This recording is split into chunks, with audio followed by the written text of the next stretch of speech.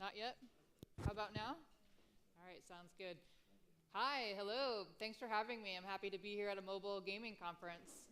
I don't know if it's just because I'm here, but I've spent my first money ever in Pokemon Go just this morning. Uh, we have a hotspot, I guess, at the hotel I'm staying at. Okay, I'm looking for the slide advancer. Is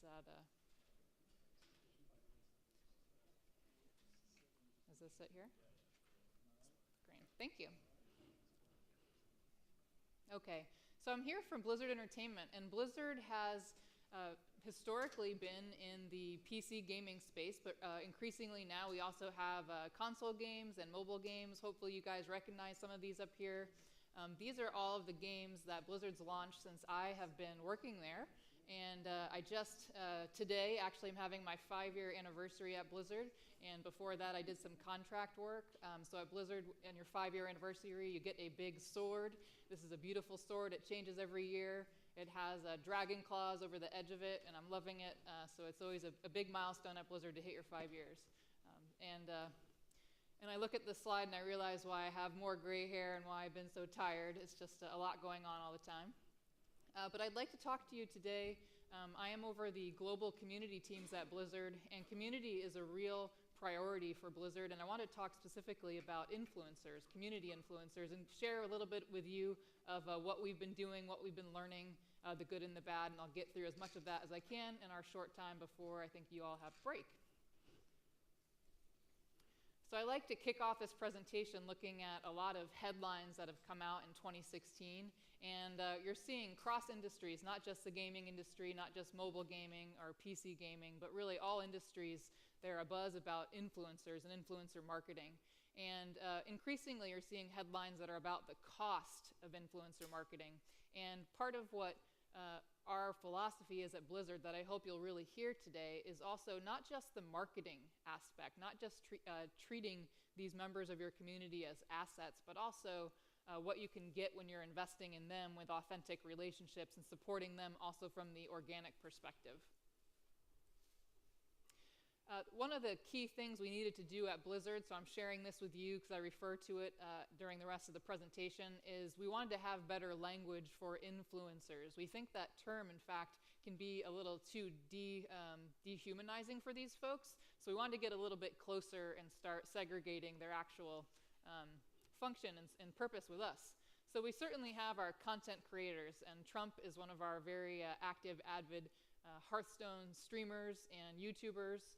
And also just a great guy. He does a lot of helpful content for us with Hearthstone. Outside of that, you have our cosplayer communities. That's very active. We try to do a lot with them at our BlizzCon, which is coming up. Oh my gosh, I don't want to think about how quickly that's coming up, but early in November.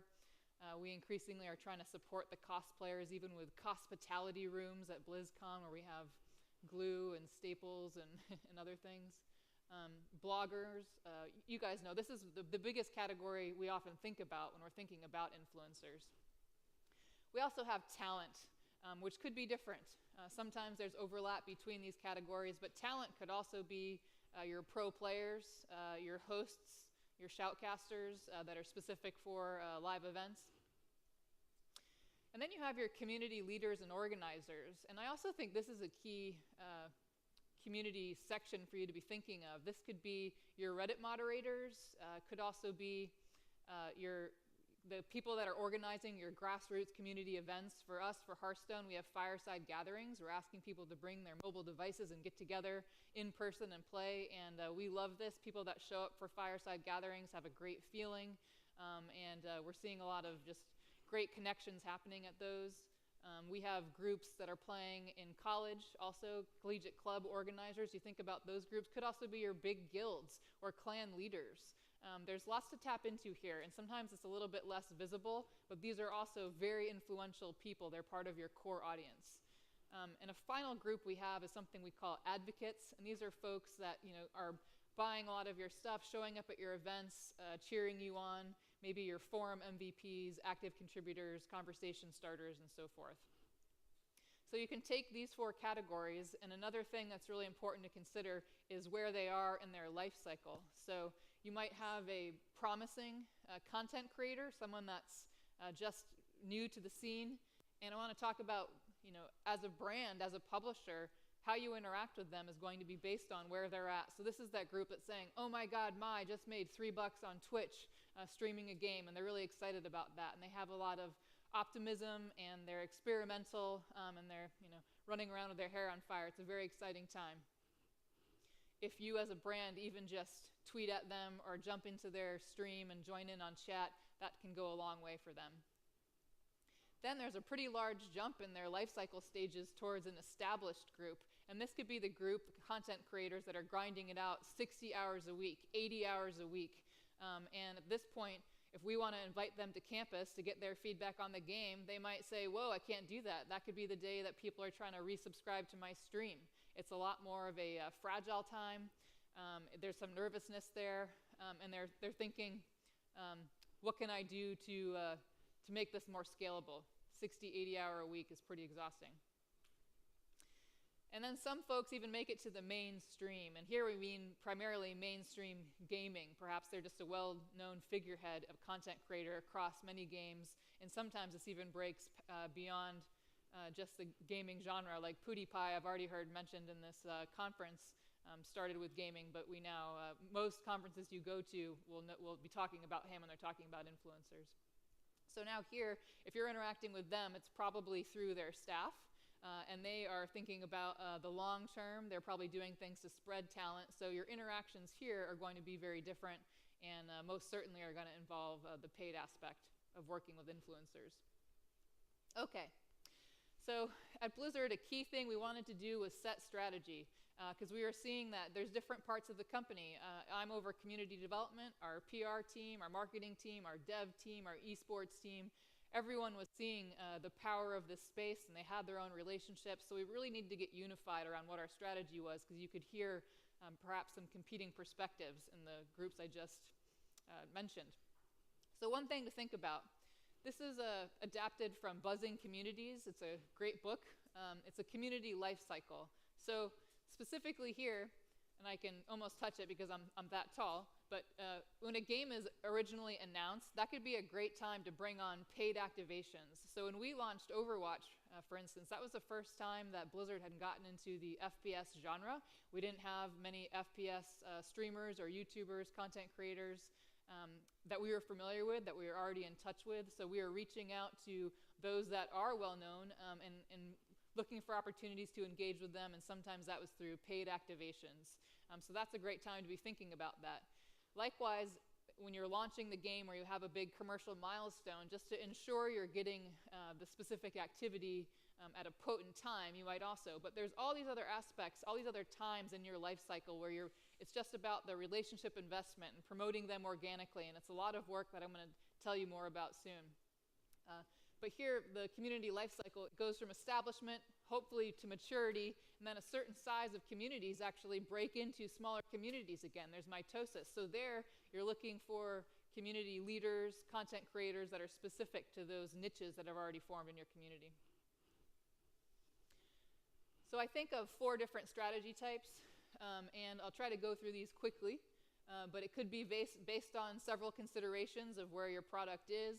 And you can see a little color coding here, but one that I feel like I'm reading a lot in articles is just thinking about who has the biggest reach and let's pay them for that. And that might be where you're at. Maybe you don't have a lot of headcount, maybe you do have the budget. I just think this is more short-term thinking, and a really engaged audience, this won't feel as authentic to them. It is a strategy, and maybe that's the one that you need, but I'd like to also make arguments for some of these others. So now, again, thinking about Overwatch, when we were gone through announce and we were going into beta and then pre-launch, we did reach out to some of the larger influencers from other FPS games, and also started seeing new people to the scene. Tactical Koala is one that comes to mind, where the dev team spotted them, the community team embraced them. We had quite a few folks come to our campus, play the game, hear about some things under NDA, give us some feedback. And now he's creating content for us every day, and his channel is slowly growing. And we love that. So we definitely look for anyone who feels like they're a fit in our values.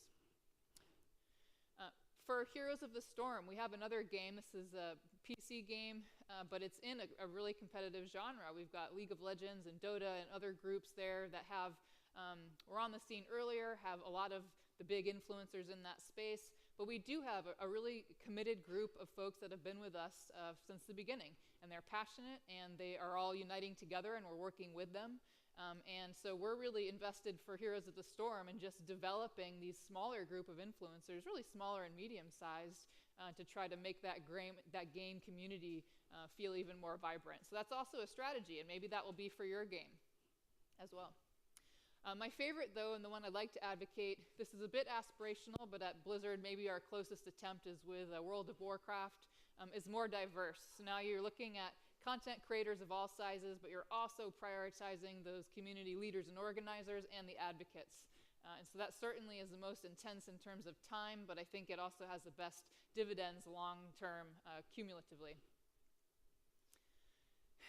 Another key thing I'd like to share with you that we did internally, if you're starting up anything like an influencer program or trying to support these folks more, was that we wanted to have some behavioral guidelines for the many teams and people that are touching these individuals, because sometimes we are seeing without these that people could be too hot, like too friendly with them, or too cold, treating them too much like an asset. So the first thing, these are 6 that are just really a draft, but they've created great discussion points at Blizzard, is that for us, the relationship is the foundation. It's not their reach, it's their relationship. And we want to really know them and build trust with them. They need to be a good fit for us and vice versa. And so, healthy relationships have boundaries. There's a lot there. Lesson learned was that campaign-only mentality can really limit the value here. Also, protecting their authenticity is important. This is not a group that you can treat like a vendor where you have lots of edits and control over their content. That's key. But also authentic to your brand. You have an ESRB rating, you have a certain tone, so this is mutually both directions. We also believe in really knowing them. For instance, we are doing a set rotation through Hearthstone, which is very common with trading games, and we wanted to bring in people before we made an announcement to the public that had diverse opinions about this, those that we thought would argue with us, those that we thought would be in support, and the only way you can do that is when you really know what their opinions are and have been following them and documenting this sort of stuff. And our philosophy, especially on the community team, is about investing in them. We look at their channels, we want to see their channel growth, we want to see viewers and subscribers for them increasing, the posts that we feature them, we want them to get the most reach, and so on. Also, be accessible. This is a reminder that a lot of these folks, especially the established group that are 60, 80 hours a week, is that this is going to be after work hours. It's going to be on the weekends that they're available. And it could be Twitter, it could be Discord, other things. It's not going to be email. And finally, having a sense of humility when you're dealing with these folks, that they're investing in you, and there's lots of options out there, but recognizing that and appreciating that is the place we want to be coming from. Okay, just a quick call out too. If we're talking about influencers, it's also about knowing the regulations. And all the groups that I mentioned earlier, this is a constantly changing space. There's lots of regulations. I mean, FTC is a leader, but ESRB, consumer protection groups, it's just all about, protecting your consumers, which I think we all can get behind. But there's lots of nuance. So right now, we've increasingly seen headlines from big publishers who have come into challenges or under investigation here. And so it's just a reminder, everyone in your org that's touching needs to be staying up on this. And it changes a lot. Like I said, even a hashtag sponsored or sponsorship is now, it's back under evaluation. And they certainly are looking mostly at paid contracts and looking for disclosures. But if you're just thinking about anything that could potentially impact a consumer's opinion of your relationship with that person is going to be key. So this is a very important space for us all to be smart on and talking with your legal team and just educating internally. And that's a role the community team's taken at Blizzard. And finally, a key area is about prioritizing activities. And so I wanted to key in on, we're trying to invest more in our evergreen touch points and responsiveness and ongoing relationship investment. We're also trying, hopefully in 2017, we'll have more to report about programs that we're starting up, things like YouTuber program, Twitch program, cosplayer programs, fireside gathering programs. These are ideas that we have, early discussions. But things, in terms of collaborations, I wanted to show some paid, but also an emphasis on unpaid collaborations we've done. So here, Overwatch has just been a really hot commodity for us. So the top image there, and I know the font seems very small, but this is an Overwatch streamer and Munition. She is a fantastic Overwatch player, and we featured her in our launcher. Blizzard has a client that launches all of our games. We featured her stream there, and she reported incredible, we had a quick contract with her. There was no payment exchange, but she had a lot of extra attention that has fueled a lot of growth for her channel and her own community, and that's been very exciting for us. Here we had Dan Bull. When we looked on his site, and typically his videos were getting about 225,000 views, but we've just basically retweeted one of his videos on Twitter and then also posted it on Facebook, and then that video view grew to over 1 million. So that's the power of what we can bring to them. We also, when we were launching Overwatch this year, we did something really fun at PAX East. We did something called Uber Watch, if anyone was at PAX East or heard about this. So here's the paid element. We got these cars made. We hired some models, cosplayers, but then we brought a lot of our influencers that everyone knows well and had them picked up by these Uber Watch cars at the airport. This part of it was unpaid, and this was just organic. We didn't make any official posts about Overwatch being there in the Uber Watch. But our influencers were there, and they did, and it started a little wildfire, and the virality happened, as you'd expect. We love doing things with DeviantArt. Here, there's an obvious paid component because there's prizes within the contest itself, and we get hundreds of pieces here. We had 21 days of Overwatch, got us some gems like this. This is Zarya. Just love this strong female character, love calling her out. Very proud of our game developers for a hero like this. We also had a national partnership with Taco Bell. Well, we contracted out with a fan artist to make something like this, a much more appealing way for our community to feel engaged in an authentic way with something like a national partnership, which might sound stiff and like marketing, but this was a way to make it feel cool and more authentic for our audience. We tried something interesting with Hearthstone. I think this is one of my final examples when we were launching Whispers of the Old Gods. So what we wanted to do is, people most care about the new cards that are coming out in Hearthstone when we have an adventure or an expansion. And so we had globally a global list of influencers and press sites that we wanted to reveal cards. And this went extremely well. It really helped, I think, everyone identify as a global community. We had some work, like here from Kriparian, he put together a beautiful video. They're streaming, playing with their cards. And this was going very well. However, there was just a very light contract between and not payment with any of these groups. We also got one of the influencers just came out with a tweet like this. I think he wasn't that impressed with his card, and this is just a reminder. Here's a new card. Hard to see that this will be played in any serious deck. So there was no video. It was just a tweet, and I think it's a reminder that we can't completely control this space when you're working in it, and we're okay with this because, again, it was a cumulative campaign, and it felt really good, and this is just part of them being authentic. So just in summary, there's a lot of great opportunity to be investing in your influencers and your community leaders, and just supporting this community that's supporting you and building their own communities, and also balancing it with a lot of the responsibilities that we've talked through today. So here are some resources that we share amongst the teams at Blizzard. Wanted to also provide them for you and say thank you very much. I'd love for you to have any questions at this time. Awesome.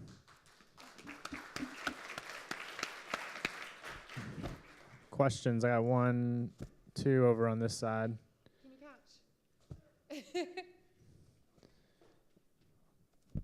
Nice. Good throw.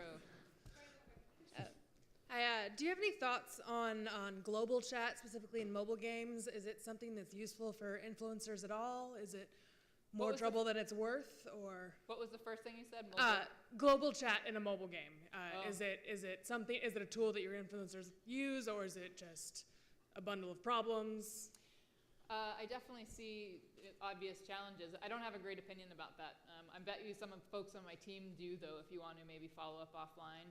What are you finding in that space right now? I think it's kind of an open question right now as to if there are certain tools you need to make it work right, or if it's just something that detracts from the experience. I think from the users, they like to be able to choose languages if that's part of it. I mean, not just... I think we could get you a more informed opinion from Blizzard if we follow up after. But thank you. Can pass it down.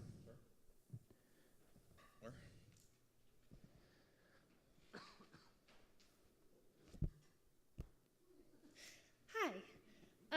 I was curious, during the beta or before the release of a game, Yeah. how beneficial is it to have either Twitch or YouTube or professional gamers play either a closed or open beta of your game if you're a small company and just starting out with your first game? Oh, okay. Well, I'd like to say I think it's invaluable. Of course, Blizzard's large enough, so it's not the example you're coming from. We have a lot of internal people playing and testing, but from that super high level, that professional level, that is incredibly valuable. They really are representing different perspectives. So the pro player versus an influencer is coming from different. So if you have the ability to do both, I would really prioritize that very high. Is there a simple answer for how can you make it beneficial for them if you're a small company instead of just making it beneficial for you? Sure. Yeah, so we like to, under NDA, give them perhaps content that's B-roll or content that on your announcement day or your launch day, they're coming out right then as well with something that's pretty high quality, pre-produced, or they're just prepared even to do a live stream. So anything that you could be giving them ahead of everyone else is a great advantage. Thank you. Sure, you're welcome.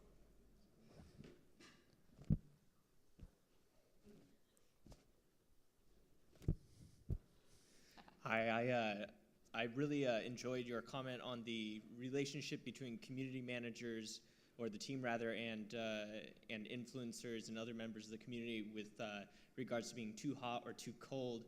And I thought maybe you could elaborate or give some insight to what your and the team at Blizzard's experience has been with potential hires from within the community when it comes to the transition from being a community member to a team member, and how that can affect the team's relationship with the community as a whole. You know, especially in cases of, you know, why was this person picked instead of this person? Yeah, I think the right team composition probably has diversity, so I would like to see us with some people from the community, because that perspective, as we brought up before, is really important. An interesting thing that I have learned is there's sometimes a dissatisfying lifestyle difference for the folks that are coming from being like an entrepreneur and they were a streamer or a YouTuber, and then coming into a big corporation like Blizzard with things don't move as fast, there's a lot more approvals, the 9 to 6 type lifestyle, or maybe it's even more hours than that. Sometimes we've found them feeling frustrated with what it's like working in a corporation. And so I think when we are looking at them, we're trying to really talk about that dynamic and make sure that they're really understanding what their day-to-day will feel like, and it could be very different. Is that getting to the heart of your question? Yeah. Can you elaborate a little more on also how when you hire someone from the community, it can affect the team's relationship with the rest of the community as a whole? Have you ever had any dissatisfying experiences with that, or does the community get excited when they see that you're hiring from within? Well, you're right. I think it's a mix of both. Sometimes they love to know, because if this was like a leader of their opinion or someone that they felt like was advocating for them, there's an assumption they're also doing that. But we have to draw the line, like they can't keep that same autonomous connection with their own community if now they're representative of Blizzard. So I do think there's potentially a little bit of a loss to that community that was following them. But hopefully they have that longer term assumption that they're here advocating in a similar way, just through different means that aren't as public. But yeah, we've made some mistakes, I think. We've brought people in and they've kept their handle, they're just now representing Blizzard, and we've had them change their handle, and then their community is like, why are you doing that? I know who this person is. So there's been some confusion there and some lessons learned. But sure. Cool. Time for one more question, if anyone has it. No? Awesome. Well, thank you so much. Thank you.